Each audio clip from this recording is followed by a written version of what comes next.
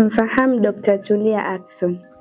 Alizaliwa tarehe 23 Novemba mwaka 1976 kijijini Buluwaga, Rungwe, Mbeya, na alipata elimu kuanzia ngazi ya msingi hadi PhD ndani na nje ya nchi.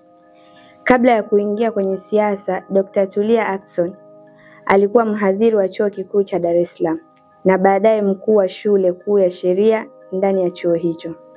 Na hii ilikuwa kati ya mwaka 2001 hadi 2014 alipoteuliwa na Rais mstaafu Jakaya Kikwete kuwa mjumbe wa Bunge la Katiba akiwakilisha vyuo vikuu. Mwaka 2015 aliteuliwa na hayati John Magufuli kuwa mbunge na baadaye naibu spika wa bunge. Kubwa sana.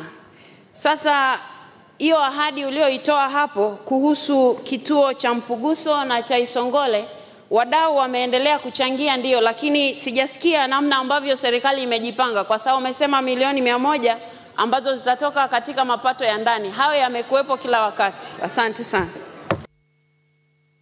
Mwaka 2022 alichaguliwa kuwa spika wa bunge la Tanzania.